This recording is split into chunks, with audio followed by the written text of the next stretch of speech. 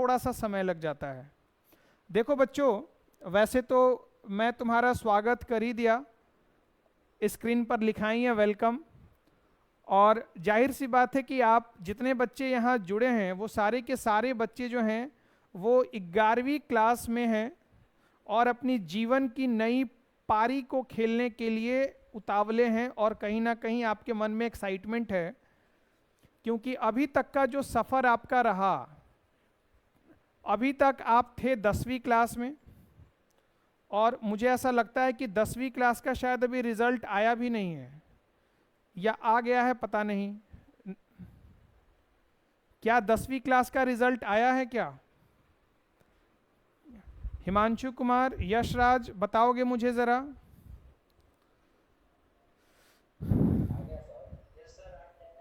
आ गया है, आ गया है, चलो बहुत अच्छी बात है, 10वीं क्लास का रिजल्ट आ गया है। और सबसे पहली बात तो ये है कि जो 10th क्लास के बाद जो सबसे बड़ा कंफ्यूजन रहता है बच्चों को, वो ये रहता है कि सर 10वीं क्लास के बाद हम क्या करें, जो कि मैं लेकर के भी आया हूं यहाँ के बाद, जो आपको स्क्रीन पर नज़र आ रहा होगा, 10th क्लास के बाद क्या करें। ये जो एक समस्या है ये केवल आपके साथ ही नहीं है, कई सारे बच्चों के साथ ये समस्या रहती है, कई सारे बच्चों के साथ। जैसा मैं स्क्रीन पर देख पा रहा हूँ, सारे बच्चों का, बहुत सारे बच्चों का वीडियो ऑफ है, तो बेटा क्लास के दौरान वीडियो ऑफ नहीं करना।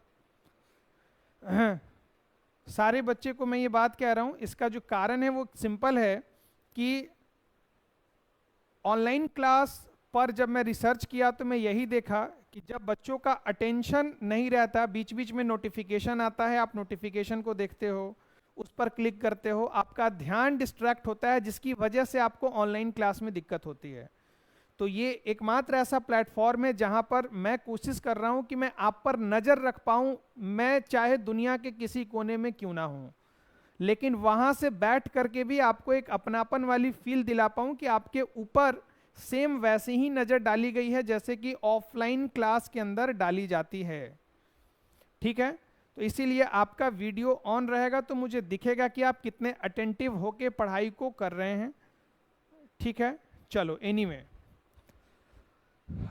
अब आओ जरा बातचीत करते हैं आज के मुख्य टॉपिक पर। जैसे ही आप 10वीं क्लास पास करते हैं, देखो पढ़ाई की बात हम लोग कर लेंगे, मैं ये बात जानता हूं कि आपने 10वीं के बाद कॉमर्स चुना है, तो ही आप इस क्लास के लिंक पर क्लिक करके इस क्लास को ज्वाइन हुए हो, ये बात मुझे पता है। लेकिन अभी भी कहीं ना कहीं मैक्सिमम बच्चे हमारे यहाँ ये महसूस करते हैं कि जब 10वीं क्लास के बाद स्ट्रीम चुनने की बारी आती है तो आपके पास न जाने कई सारे विकल्प रहते हैं, कई सारे विकल्प आपके पास रहते हैं कि आप या तो साइंस फील्ड में जाओगे, या तो आर्ट्स फील्ड में जाओगे, या कॉमर्स फील्ड में जाओगे। और जैसे ही आप इस विषय का चुनाव करते हैं कॉमर्स, तो आपको कई तरह की सामाजिक प्रतिक्रियाओं को झेलना पड़ता है, या हो सकता है कि आपके आसपास बहुत ऐसे कम लोग हों जिन्होंने इस विषय का चुनाव किया हो, आपके कई सारे ऐसे दोस्त हों जिनको देख करके आप प्रेरित होते हो, और वो सारे दोस्त ने साइंस की तरफ अपना रुझान दिखाया हो, बहुतों ने आर्ट्स की तरफ रुझान दिखाया हो, और आप इन सभी में से वो जिगरे वाले निकले जिन्होंने ये हिम्मत जुटाई कि नहीं, मैं तो कॉमर्स ही पढ़ूंगा या पढ़ूंगी। तो कहने का मतलब ये है कि मैं सबसे पहले तुमको इस बात के लिए बधाई देना चाहता हूं कि इतने मुश्किल सामाजिक प्रतिरोध का मतलब ये होता है कि इतने मुश्किल से जहां समाज में इस सब्जेक्ट के प्रति थोड़ी सी जानकारी कम है, कई सारे इलाकों में इसके प्रति डिमांड बहुत ज़्यादा है। जैसे उदाहरण के तौर पर जितने सारे मेट्रो सिटी हैं, जैसे दिल्ली हो गया, पटना हो गया, मुंबई हो गया, बेंगलुरु हो गया, पुणे हो गया, हैदराबाद हो गया, इन सब जगहों पर कॉमर्स विषय को बताने की ज़रूरत नहीं पड़ती। यहाँ के बच्चे खुद जानते हैं, गार्जियन जानते हैं कि कॉमर्स पढ़ के क्या फ़ायदा होता है। लेकिन जो बिहार तरफ के बच्चे हैं, यूपी साइड के बच्चे हैं, हरियाणा साइड के बच्चे हैं, यहाँ के बच्चों को और यहाँ के वातावरण को इस विषय के बारे में पता ही नहीं है कि आखिरकार कॉमर्स पढ़ के होता क्या है, जिसकी वजह से लोग आसानी से बोल देते हैं कि इस स्ट्रीम में कुछ नहीं है। मैं लॉन्ग स्टोरी शॉर्ट इतना ही बोलूँगा बेटा कि अभी के समय में इस 21वीं सदी में अगर सबसे ज़्यादा बाजार में किसी विषय का डिमांड है तो वो कॉमर्स विषय का डिमांड है। हर सदी का एक अपना मांग होता है, एक अपने कोर्स का डिमांड होता है। बीते 10 सालों में, पिछले 10 सालों में इस सब्जेक्ट को लेकर के काफ़ी ज़्यादा रुझान, काफ़ी ज़्यादा एम्प्लॉयमेंट अपॉर्चुनिटीज़, रोजगार के अवसर, भारत में बढ़ती बेरोजगारी का जो कारण है वो ये है कि बच्चे सही समय पर सही कोर्स का चुनाव नहीं कर रहे हैं। वो आज भी उसी कोर्स को करने लग रहे हैं जिसका डिमांड आज से 10-15 साल पहले बहुत ज़्यादा था, लेकिन समय परिवर्तन होने की वजह से कोर्स का डिमांड भी बदला। आज से 10 साल पहले इंजीनियरिंग का डिमांड बहुत ज़्यादा था, लेकिन अब आप जाके देखो नौकरी के लिए वो लोग भटक रहे हैं, जल्दी नौकरियां उनको नहीं मिलती हैं। अगर कुछ आईआईटी कॉलेज को हटा दो तो, कुछ बढ़िया मेडिकल कॉलेजेस को हटा दो तो डॉक्टर की पढ़ाई के लिए करोड़ों रुपए के डोनेशंस खर्च होते हैं, लगते हैं। तो एक आम आदमी के रीच से बाहर है मेडिकल की पढ़ाई। अगर आप ढंग के कॉलेज में नहीं जाते हो तो पैसा भी लगेगा, प्लेसमेंट भी नहीं होगा। तो कहने का मतलब है कि लॉन्ग स्टोरी शॉर्ट, जैसे जैसे समय बीता, अगर आप अपने आप को अपडेट नहीं करोगे तो आप भी आउटडेटेड हो जाओगे। फॉर एग्जाम्पल आप देखो फ़ोन का, आपके हाथ में जो फ़ोन है ये हर 6 महीने पर अपडेट हो जाता है। हर एक 6 महीने 4 महीने पर इसका नया वर्जन आ जाता है। ठीक है, अगर फ़ोन की कंपनी अपडेट नहीं करेगी तो ये फ़ोन भी मार्केट से आउट हो जाएगा। नया फ़ोन आएगा, नए फीचर्स के साथ आएगा, नए कस्टमर को लेकर के चला जाएगा।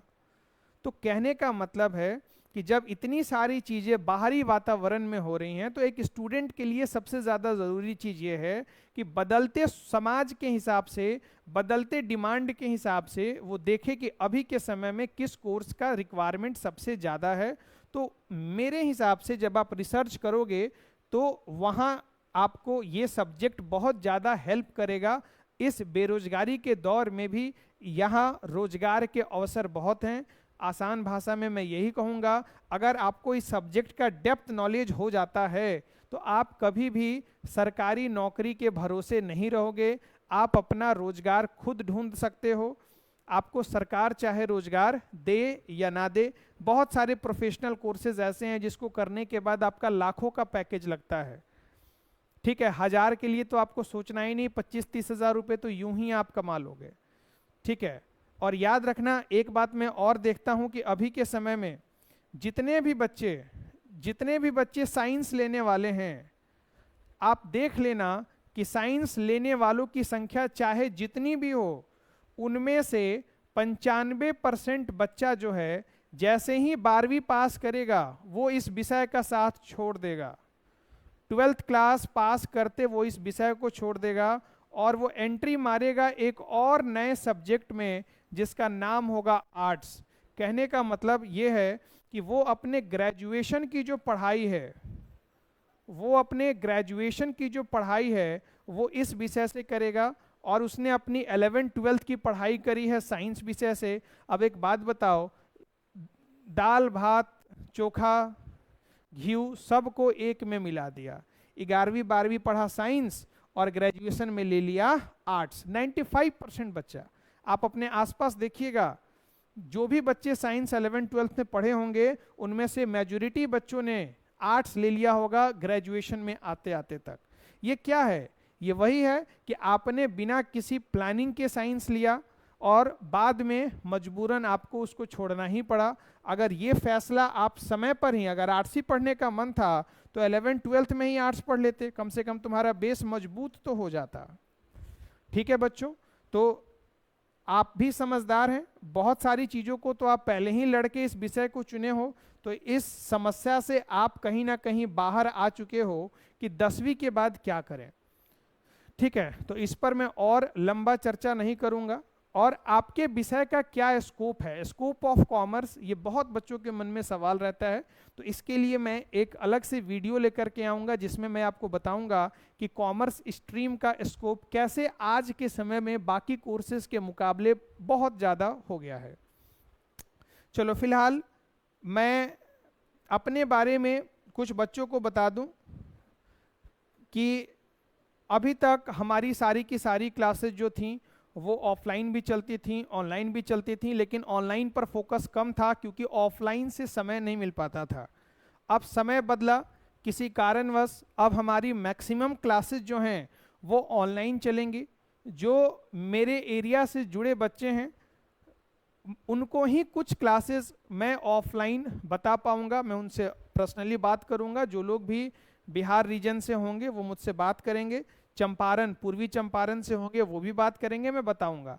ऑफलाइन क्लास का भी प्रोविज़न है, हमारा मीटअप भी हो सकता है जो इस रीजन के बच्चे हैं, लेकिन हमारी मेजॉरिटी क्लासेस जो हैं वो इसी मोड में चलेगी जहां हम और आप एक दूसरे से कनेक्टेड होंगे, एक दूसरे को जानेंगे, देखेंगे, आपकी गतिविधियों पर मेरी पूरी नज़र होगी। ऐसा नहीं है कि ये मेरा पहला बैच है और मैं बिल्कुल अनुभवीहीन हूँ, आपको कैसे पढ़ाना है ये मैं नहीं जानता हूँ, ये आप अपने दिमाग से निकाल दें। आपके इस बैच के पहले कई सारे ऐसे बैचेस हैं जिनको मैंने पढ़ाया है और उसके कई सारे ऐसे बच्चे हैं जो बहुत अच्छा रिजल्ट ला करके उन्होंने दिया है। ऐसे बहुत सारे बच्चे हैं जो 12वीं पास करने के बाद भारत की बेस्ट यूनिवर्सिटीज़ में पढ़ाई करने लग रहे हैं। कैसे उन बच्चों ने 11वीं क्लास से जुड़ करके 12वीं क्लास तक अपने आप को ट्रेनिंग दिया, कैसे मैंने उनको अचीव कराया, कैसे उन्होंने मेहनत किया, ये सब धीरे धीरे हम लोग एक दूसरे को जानेंगे। बस फर्स्ट क्लास में मैं आपको ये बताने आया हूँ कि अगर आप किसी भी बच्चे के दिमाग में ये भ्रम हो कि वो एक ऐसे टीचर से या ऐसे प्लेटफॉर्म से जुड़ रहा है जहाँ पर एक्सपीरियंस की कमी है, जहाँ पर बच्चों ने अच्छा परफॉर्म नहीं किया है, तो यह आपका भूल है, आप अपने दिमाग से बिल्कुल निकाल दें। मैं अगर बात करूं चाहे सीबीएसई बोर्ड की, चाहे बिहार बोर्ड की, चाहे किसी अदर बोर्ड की, ज़्यादातर अभी तक सीबीएसई और बिहार बोर्ड के बच्चे मुझसे ज़्यादा जुड़े हैं। अभी तक ऑफलाइन क्लास और ऑनलाइन क्लास के माध्यम से, ऑनलाइन थोड़े से कम, ऑफलाइन ज़्यादा। अब उल्टा हो गया, तो जितने बच्चे भी जुड़े हैं उनको मैक्सिमम बच्चों ने बहुत अच्छा किया। कई बार ऐसा होता है कोचिंग में कि बहुत सारे बच्चे हैं, एक दो बच्चे अच्छा कर गए, बाकी का क्या हुआ कोई अता पता नहीं है। बट हमारे सिस्टम का सबसे बड़ा बेनिफिट जो मैंने खुद पर्सनली एक्सपीरियंस किया वो ये किया कि अधिकतर बच्चे, ज़्यादा से ज़्यादा बच्चे जो हैं वो बेहतर करते हैं। वैसे बच्चे जो बिल्कुल ध्यान नहीं देते, बिल्कुल इग्नोर करके चलते हैं, वही हैं जिनको दिक्कत आती है। नहीं तो जो पूरी तरीके से मेरा 70-80% भी बात मान लेता है वो एक तरीके से सही जगह पर चला जाता है, किसी को दिक्कत नहीं होती। बहुत सारे बच्चे पढ़ाई किए और सबका रिजल्ट बहुत अच्छा आया। एक छोटी सी झलक ऑफलाइन क्लास की जहां बहुत भीड़ लगी रहती थी पढ़ने के लिए, बहुत शानदार रिजल्ट। ये तो 1 साल का है, ऐसे कई साल के हैं जहां बच्चों ने परचम लहराया है और अपने खूबसूरत रिजल्ट से अपने माँ बाप, अपने सोसाइटी, अपने ज़िला, अपने राज्य का गौरव बढ़ाया है। अगला नंबर आपका हो सकता है, क्योंकि बिना ट्रेनर के ये वो सेरेमनी जहाँ पर हम बच्चों को बुला करके जब वो अच्छा करते हैं तो उनको प्रोत्साहित करते हैं कि आपने बढ़िया किया है, आपके पेरेंट्स के सामने आपको इनकरेज किया जाता है, जहां आपके पेरेंट्स को भी बहुत अच्छा फील होता है कि चलो मेरे बच्चों ने बहुत अच्छा किया है। और आपको सम्मानित कराने के लिए अच्छे अच्छे लोगों को बुलाते हैं और आपसे जुड़वाते हैं। बिहार सरकार के सबसे पढ़े लिखे मंत्री, पूर्व मंत्री राणा रणधीर जी, ऐसा बिहार गवर्नमेंट जब बीजेपी की गवर्नमेंट थी तो एकमात्र ऐसे मंत्री हैं जो काफ़ी एजुकेटेड हैं। जब ये बात करते हैं तो लगता है कि वाकई एक बहुत पढ़े लिखे मंत्री से बात हो रही है, विधायक से बात हो रही है। तो ऐसे लोगों से आपको मैं मिलवाता हूँ, आप जब अच्छा करते हैं आपको प्रोत्साहित करवाता हूँ, आपके मम्मी डैडी के सामने आपको पुरस्कार दिलवाता हूँ कि उनका भी सीना गर्व से चौड़ा हो कि मेरे बच्चे ने बहुत अच्छा किया है, उसकी वजह से आज जीवन में ऐसा दिन आया है। और जहाँ तक मेरी बात है, मैंने भी अपने स्टूडेंट लाइफ से लेकर के अब तक बहुत सारी चीज़ों को अचीव किया है, बहुत सारे नेशनल मीडिया चैनल्स पर भी मैं आया हूँ, अपनी बातों को रखा हूँ। ये आज तक है अंजना ओम कश्यप, ठीक है, बात रखते हुए, ये जी बिजनेस का चैनल है, चूंकि कॉमर्स का हूँ तो जाहिर सी बात है बिजनेस के बारे में बहुत सारी बातें जानता भी हूँ। तो इस बात को रखने के लिए अपने स्टूडेंट लाइफ में ही मैं इन मीडिया चैनल्स पर जाया करता था अपनी बातों को रखने के लिए। तो ये आप दिमाग से निकाल दे कि आप छोटी जगह पढ़ने आए हैं, बहुत कुछ यहाँ से सीख के जाएंगे। अनुभवों के खान में से मैं धीरे धीरे निकाल कर आप तक बहुत सारी चीज़ों को पहुँचाऊँगा। जी बिजनेस के बाद ये एनडीटीवी, एनडीटीवी का चैनल आपको नज़र आ रहा है। यहाँ भी हम लोग जाकर के अपनी बातों को रखते थे। कहने का मतलब यही है बेटा कि यही है कि और भी कई सारे ऐसी चीज़ें हैं जो आज मैं यहाँ नहीं ला पाया हूँ। मैं आपको धीरे धीरे दिखाऊंगा कि कैसे कैसे एक छोटी सी उम्र में हमने इन सारी चीज़ों को अचीव किया। और सबसे मज़ेदार बात यह है कि अभी के हिसाब से जो पढ़ाई का पैटर्न बदला है, आपको मेरे इस प्लेटफॉर्म से जुड़ने का सबसे बड़ा फ़ायदा ये होगा कि आपको रीसेंट डिमांड के हिसाब से बाजार में जिस चीज़ की ज़रूरत है, उस ज़रूरत के हिसाब से इस क्लास में आपको सारी की सारी चीज़ें मिलेंगी। पूरा का पूरा आपका जो कंटेंट है, आपका जो मेरा जो पढ़ाने का तरीका है वो बिल्कुल लेटेस्ट ट्रेंड के हिसाब से है। कोई भी चीज़ यहाँ आउटडेटेड आपको नहीं मिलेगा। जो चीज़ आज से 10 साल पहले करके बच्चे सफल हो जाते थे, उसी चीज़ को सेम तरीके से अब करके सफल नहीं हो सकते। अगर कहीं ना कहीं आज असफलता ज़्यादा है तो इसमें ज़्यादा रोल बच्चों का भी है और बहुत हद तक रोल शिक्षकों का भी है, क्योंकि कहीं ना कहीं पढ़ाई के तरीके में जो बदलाव आया उसको कई सारे लोगों ने चेंज नहीं किया। उस हिसाब से आज भी पढ़ाई पुराने तरीक़ों से ही हो रही है, कॉमर्स की जो बिल्कुल भी नहीं होनी चाहिए।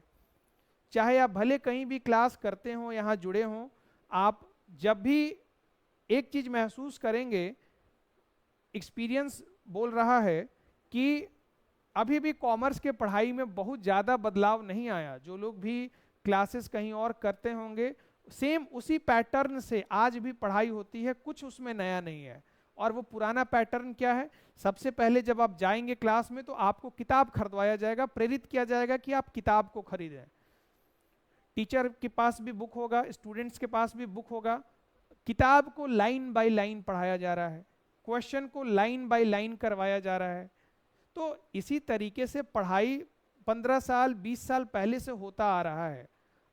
वही आप देखेंगे अगर साइंस वाले बच्चों को, तो उनके पास बहुत सारी चीज़ें ऐसे मिलेंगी जो किताब से हटके उनको दी जाती है। उसको कहते हैं स्टडी मटेरियल, उसको कहते हैं क्लास असाइनमेंट्स, उसको कहते हैं डेली प्रैक्टिस पेपर, उसको कहते हैं टेस्ट सीरीज। तो साइंस में इंजीनियरिंग और मेडिकल वाले बच्चों को ऐसे बड़ी बड़ी कोचिंग संस्थाएं ये सारा स्टडी मटेरियल प्रोवाइड करती हैं। लेकिन कॉमर्स वाले बच्चों के साथ कोई ऐसा प्लेटफॉर्म आया नहीं जो उनको क्लास के साथ साथ स्टडी मटेरियल प्रोवाइड करे, उनको डेली प्रैक्टिस पेपर दे, उनका टेस्ट ले, उनको क्लास असाइनमेंट दे, असाइनमेंट प्रैक्टिकल क्वेश्चन का अलग दे, थ्योरी का अलग दे।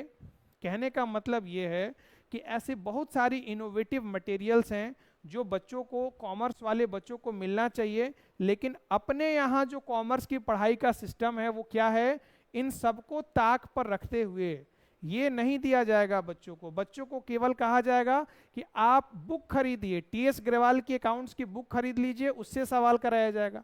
अगर आप बिहार बोर्ड के हैं तो एसके सिंह किताब है, उसको खरीद लीजिए, उससे क्वेश्चन कराए जाएंगे। 2-4 क्वेश्चन करा के बाकी सारे क्वेश्चन होमवर्क दे दिए जाएंगे।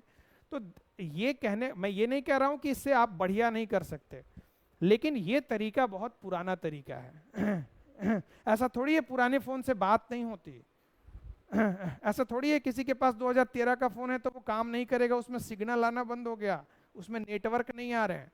ऐसा नहीं होता, उसमें सब होगा, लेकिन वो फ़ोन फिर भी आपको आउटडेटेड लगेगा। जब नए फ़ोन के मुकाबले आप उस फ़ोन को कंपेयर करेंगे तो आउटपुट उतना बढ़िया नहीं मिलेगा। बातचीत तो होगी, सब होगा, लेकिन आप खुद महसूस करेंगे कि आउटपुट उतना बढ़िया नहीं मिल पा रहा। तो यही तरीका होता है भाई, जहाँ थोड़ा थोड़ा परिवर्तन से, थोड़ा थोड़ा चेंज से हम लोग बहुत कुछ चेंज कर सकते हैं। तो ठीक है, तो यहाँ ये जितनी सारी चीजें हैं ये आपको यहाँ सब मिलेंगी, चाहे वो स्टडी मटेरियल हो, चाहे वो डेली प्रैक्टिस पेपर हो, टेस्ट सीरीज हो, असाइनमेंट हो, प्रैक्टिस, हाँ जी, प्रैक्टिकल क्वेश्चन का असाइनमेंट हो, थ्योरी क्वेश्चन का असाइनमेंट हो, ये सब का सब आपको यहाँ पर मिलेगा बहुत ही शानदार तरीके से। चलो अब सबसे पहले मैं तो अपने